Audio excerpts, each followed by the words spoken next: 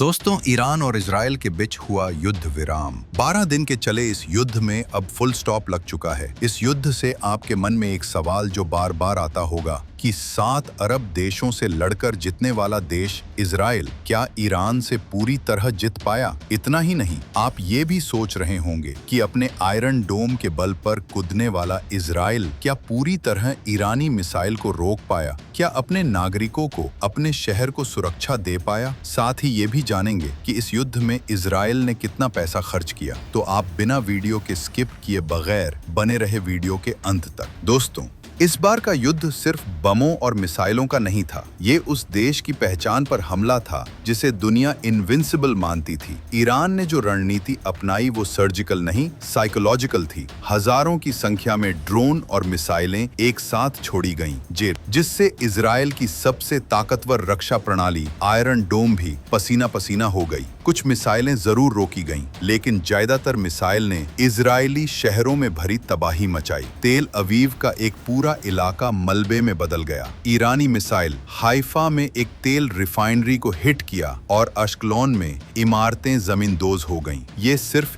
ईंट पत्थर का नुकसान नहीं था, ये भरोसे की दीवार गिरने जैसा था। इस युद्ध में इजराइल के 400 से ज्यादा आम नागरिक मारे गए, 110 से ज्यादा सैनिक शहीद हुए और हजारों लोग घायल हुए, जिनमें कई बच्चे भी थे। इजराइल ने जवाबी हमला जरूर किया, लेकिन सवाल ये है कि क्या वो जवाब इस घाव से बड़ा था जो खुद इजराइल को लग चुका था? क्योंकि इस युद्ध ने उसकी अर्थव्यवस्था को हिलाकर रख दिया। सिर्फ 10 दिनों में इजराइल ने अपने डिफेंस पर 7 अरब डॉलर से ज्यादा खर्च कर दिए, यानी लगभग 58,000 करोड़ रुपए। ये पैसा मिसाइलें रोकने, जेट उड़ाने, सैनिकों की तैनाती और तबाह इंफ्रास्ट्रक्चर को बचाने में चला गया। सोचिए, एक ऐसा देश जिसे हर बार अरबों से घिरे रहने की आदत थी, अब एक अकेले ईरान ने उसकी रीढ़ हिला दी। पहली बार ऐसा हुआ कि इजराइल में लोग सरकार से सवाल पूछने लगे, क्या हम अब सुरक्षित हैं? क्या आयरन डोम भी फेल हो चुका है? क्या अगला हमला और बड़ा होगा? इस युद्ध ने इजराइल को सिर्फ सैन्य नहीं,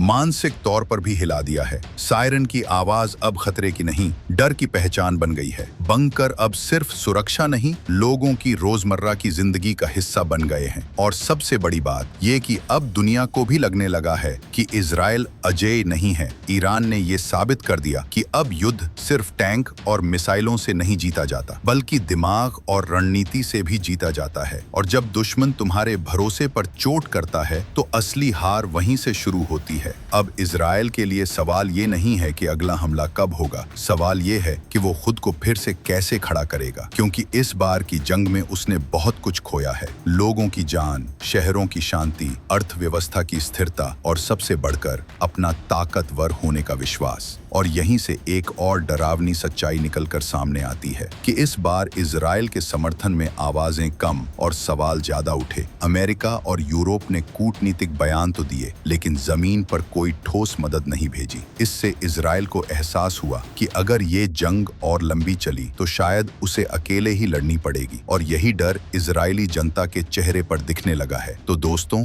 आपको ये वीडियो पसंद आया हो तो इस वीडियो को लाइक और शेयर जरूर करें। साथ ही हमारे चैनल को सब्सक्राइब जरूर करें। मिलते हैं अगले वीडियो में।